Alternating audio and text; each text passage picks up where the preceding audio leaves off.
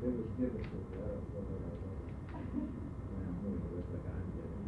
You can use a little of this? Oh, sure, yeah, it's going to be the lead into the story. Yeah, so this is for real now, this is not for real. It's, you're just not serious with me like you have to do.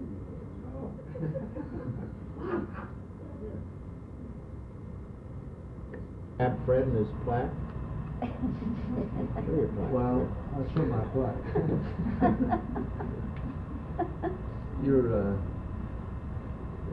Between you and Martine, it's rough life for a rough joy.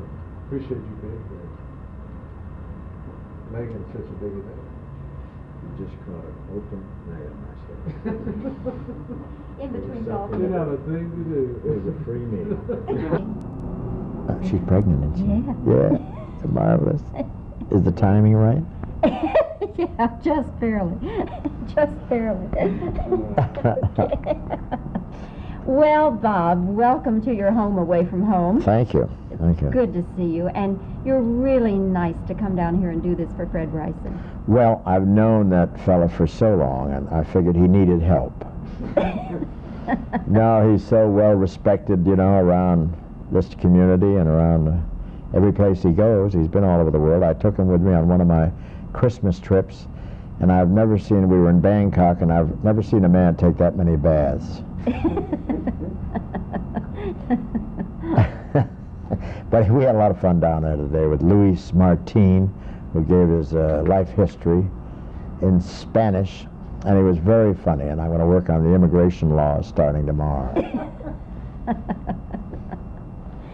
Bob, I don't know. Everybody says this to you, and you get so sick of hearing it, but really, you just blow my mind that the schedule you keep. Now, you just left the Desert Classic. Now, tell me from... Yeah, but in the meantime, we did a dinner last night for Arnold Palmer. I was just telling these people that I rushed home, flew back to Burbank, got there at 5, in 2 hours, I had to put a dinner routine together for Arnold Palmer, and everybody was at that dinner, And then I rushed home and worked on this dinner for Fred, so I could fly down here today and do it. And now we're leaving. As soon as I finish talking with you, I'm grabbing a plane for Phoenix, because I play in the Pro-Am tomorrow. You realize with my type of act, I have to keep moving, don't you? And then you have 3 specials coming very close together. They are, yeah. You have one on January 21st. Yeah. And that's Hope, Women, and Song. Yeah, with 4 gorgeous gals.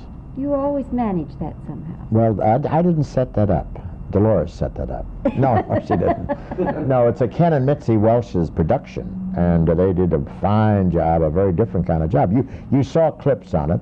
Do you have clips on it? I have clips. You have clips. So we don't have to talk about that too much. But the big job is the one we're doing in February. We're doing 6 hours of the military retrospective on February 3rd and February 10th, and you saw about 12 minutes of that. Bob, you always impress me as the kind of person who's living for today and tomorrow. And I wonder, do you personally enjoy these retrospectives? You must know that I do, and especially those are great memories, And we sat there Sunday night. I saw Saturday night. I saw about 4 hours of the first show, which we have to cut down to 2.5 hours, And there's stuff we have to take out. It's like taking blood out of your arm, but you can't use it all. Well, it'll be something wonderful to look forward to. That's good. Bob, your song, of course, is Thanks for the Memory. And I suppose nobody, least of all you, could count the number of times you've heard it in your lifetime. But has there ever been one time when that song was done, perhaps in a different way or a different time, a different place? Well, you funny you'd say that, because you heard Judy Garland do it in that those clips of the retrospective, and we did a command performance about, I would say, 1941, and Judy Garland sang "Thanks for the Memory" when she had her voice was the greatest, and you saw that the other night at the Century Plaza, and I tell you, that had a lot of meaning to me, because at that time it meant a lot with the clips that they showed during that song, some of those spots we went to. Bob, The Desert Classic, of course, is always exciting. Each year it kind of has a chapter of its own. But I wonder, watching some of these young players, do you think they enjoy the game as much as some of the guys who maybe were playing at top form 15, 20 years ago? I don't know. I don't think they do. I don't think they relax as much, because I stood on the 18th yesterday. Was it yesterday? And watched these fellas come in, and I said to Tom Seaver, who was sitting next to me, I said, these fellas are tensed up. He said, you'd be too if you were playing for $50,000, and this is their life and business. And these fellas were really so nervous that you wouldn't dare say hello to them. You know, they were so intent on that next shot, and they were really high-strung. And Craig Stadler, it took him, he won you saw it. Did you see the finish where he won? I did not get to see the finish. Well, it's a shame, because he looks a little like Grizzly Adams. But he's a great player, and he's got a beard. He's one of the few fellows playing that have beards, you know. And he won it. He's from SC, and I tell you, he didn't really come out of it for about 10 minutes. He was just taut and tied up, you know, and finally got around to smiling after about 10 minutes.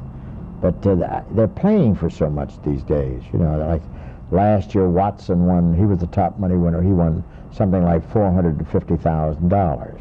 That's a pretty good income for, you know, a young fella, a golfer. And the next winner, I guess, was around 300.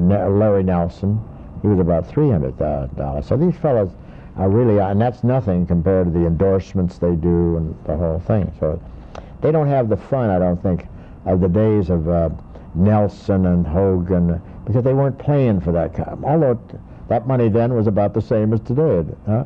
So I'm wrong again. Sorry, folks. Kill the whole thing. Hey, do you ever get that tensed up and that nervous about anything at all? I got tensed up when I paid Gleason the other day. He knocked in a chip shot, and I had to pay him, and I was pretty tense. For about $10, was it? Yeah, a little more. Bob, one last question. As you know, you and I have been doing these interviews now for what, 20 years? We sure have. We could do a series. We could do a two-year series, right. I'm sure. But I always have something that I haven't asked you before, and that's the fun of doing it. If anybody could orchestrate his life or her life, and it would come out like yours, they would feel that they were the most fortunate, happiest, most blessed person on earth, I guess, wouldn't they? Oh, I don't know. I've been very lucky, I think, during my life, you know, because I started a book one time, said if I had my life to live over again, I wouldn't have time. And, you know, they asked me why, everybody here tonight said, why do you keep this kind of a schedule? I enjoy everything I do. I book it. It's not slave labor. Nobody's whipping me. And if I want to come down here and do a dinner for Fred Bryson, you know, that's a delight to me, you know. And I want to go and play in Phoenix tomorrow with Lanny Watkins and Bob, a lot of my friends there. You know, it's delightful. And somebody said, when are you going to retire? Well, you know, nothing could be worse than me sitting home thinking that somebody else is having fun. You know?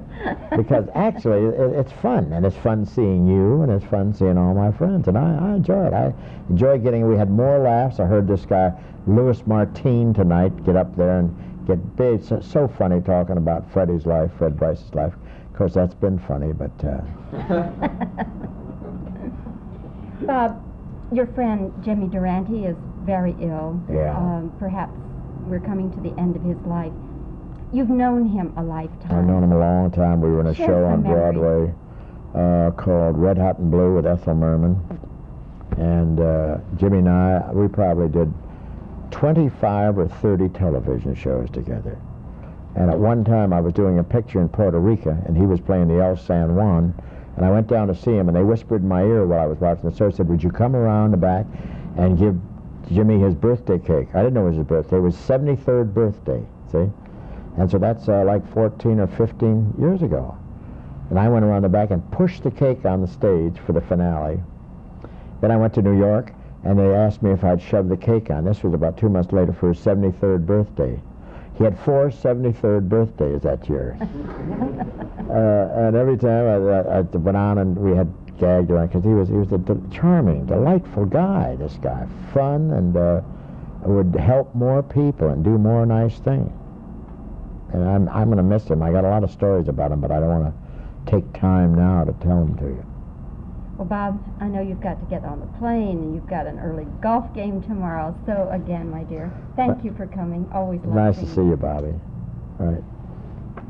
If you cut away, Bobbie? Yep. Yeah.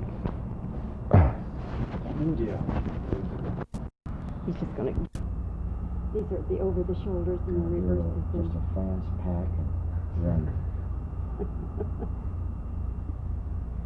Like a big G2 plane out there.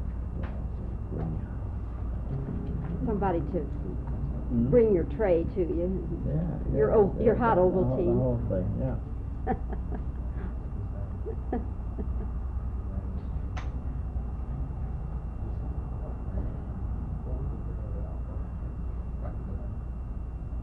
I went back on Thursday and see that bedroom show. That's going to be fun. And the retrospective, I love Too